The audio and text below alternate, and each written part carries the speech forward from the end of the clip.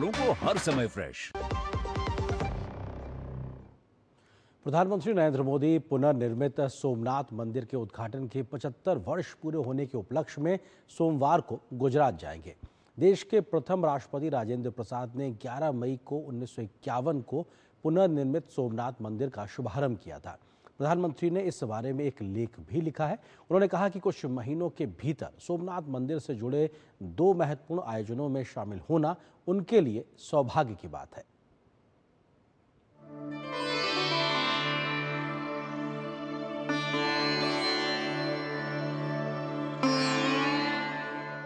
प्रभास पाटन का एक क्षेत्र भगवान शिव का अपना क्षेत्र है। इसमें है आध्यात्म की अनुभूति, अनुभव है, आनंद है, आत्मीयता है और सबसे बढ़कर देवाधिदेव महादेव का आशीर्वाद है। 1951 में हुए इसके पुनर्निर्माण के 75 साल पूरे हो रहे हैं। आइए मेरे साथ बोलिए, नमः पार्वती पतये हर हर महादेव।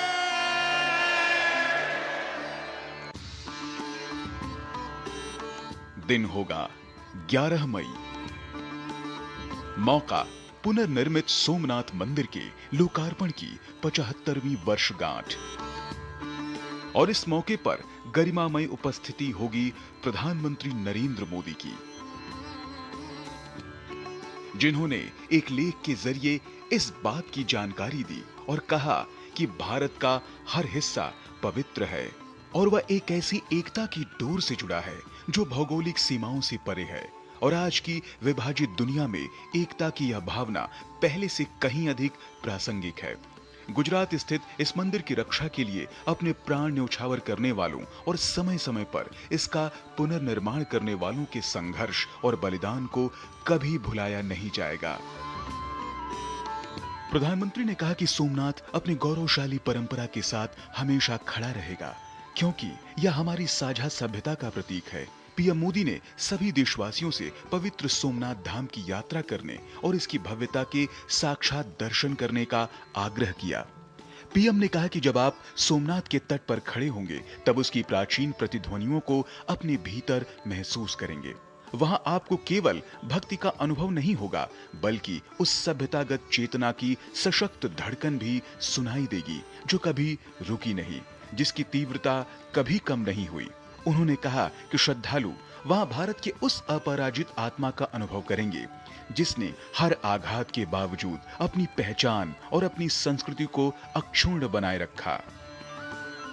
पीएम ने कहा, आप समझ पाएंगे कि इतने प्रयासों के बाद भी क्यों हमारी सभ्यता मिट नहीं सकी।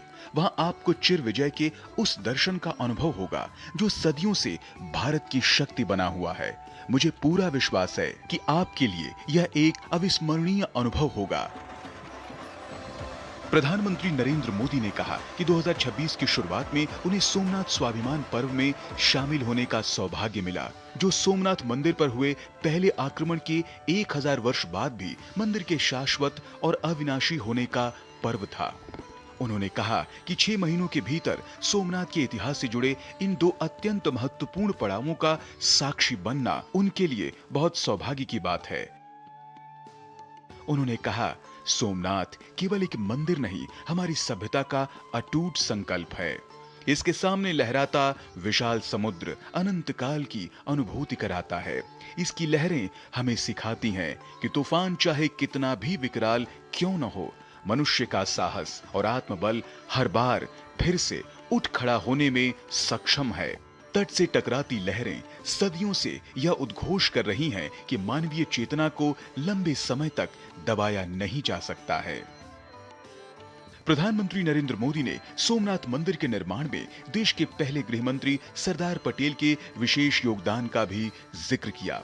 उन्होंने कहा कि दुर्भाग्यवश सरदार पटेल अपने उस सपने को साकार होते नहीं देख सके जिसके लिए उन्होंने स्वयं को समर्पित कर दिया था। और इससे पहले कि जीर्णोद्धार के बाद सोमनाथ मंदिर भक्तों के लिए खुलता, उन्होंने इस दुनिया को अलविदा कह दिया।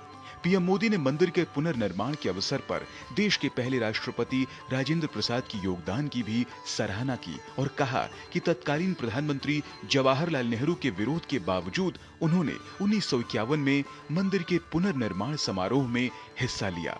पीएम मोदी ने कहा, डॉक्टर राजेंद्र प्रसाद ने यह भी कहा था कि मंदिर के पुनर्निर्माण से सरदार पटेल का सपना साकार हुआ है। उन्होंने इस बात पर भी बल दिया कि सरदार पटेल की भावनाओं के अनुरूप लोगों के जीवन में समृद्धि भी लानी होगी। इसे लेकर उनके संदेश अत्यंत प्रेरणादायी रहे हैं। पीएम मोदी ने कहा कि पिछले एक दशक से केंद्र सरकार विकास भी विरासत भी के मंत्र से प्रेरित है और सोमनाथ से काशी, कामाख्या से केदारनाथ, अयोध्या से उज्जैन और त्र्यंबकेश्वर से श्रीशैलम तक अपने आध्यात्मिक केंद्रों को आधुनिक सुविधाओं से सुसज्जित किया है। Bureau report, DD news. यहाँ पर एक और छोटे से ब्रेक के लिए रुकते हैं। ब्रेक